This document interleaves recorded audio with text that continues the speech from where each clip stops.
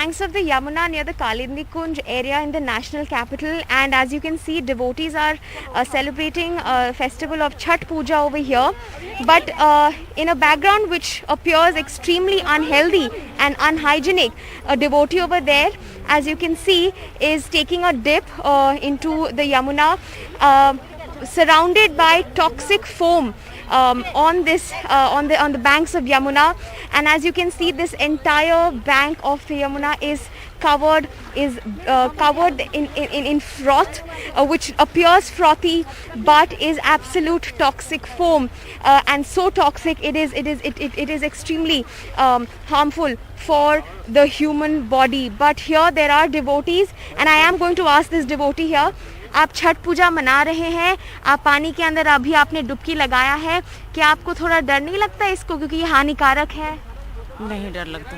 अच्छा, क्योंकि हम लोग गंगा मानते हैं। अच्छा, लेकिन ये जो बह रहा है जो पानी में बह रहा है, टॉक्सिक फोम इसको इंग्लिश में कहते हैं, मतलब जो बहुत हानिकारक है, जो सफेद सफेद आपको दिख रहा है जहाज जैसा, तो ये थोड़ा हानिकारक है शरीर के लिए?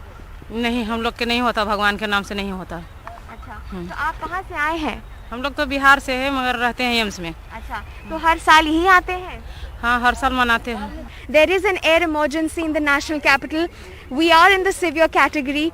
From severe we've gone to very poor, but that hardly makes a difference if we talk about the numbers. But this is not looking good, given that the national capital is already facing the pollution crisis and extremely bad air that goes into the body. With camera person Mursalin in the national capital, Shanakshi Chakravarti, NDTV. Sir, I want to first begin by asking you that the air quality index of Delhi is worsening day by day. Today is the 4th day. Although we have come to the very poor category now, but what is the major reason for this? देखो, अभी जो पिछले दिवाली से जो दिल्ली के अंदर प्रदूषण का स्तर काफ़ी जंप किया है, बढ़ा है, जो खतरनाक स्थिति तक पहुंच गया, उसमें अभी तक के जो जितने आंकड़े आ रहे हैं और जो सारे रिसर्च आ रहे हैं, वो जो दिल्ली के बाहर जो पराली जल रही है, उसका धुआं जो है आज हवा का रुख बदलने से पूरे दिल्ली के ऊपर चादर की तरह छा रहा है।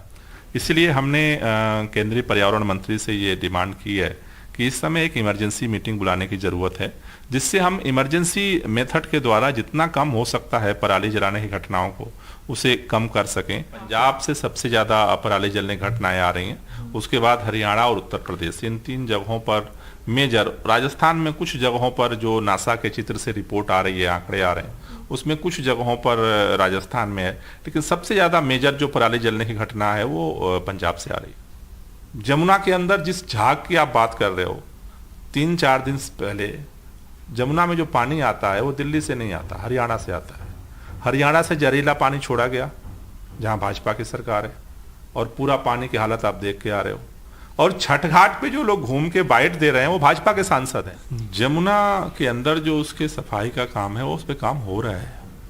जमुना कितना भी अगर आप साफ कर दोगे दिल्ली के इस सराउंडिंग में, पल्ला से ले करके और ओखला तक, अगर हरियाणा से गंदा पानी आएगा, जहरीला पानी आएगा, तो जमुना क्या कर लेगी?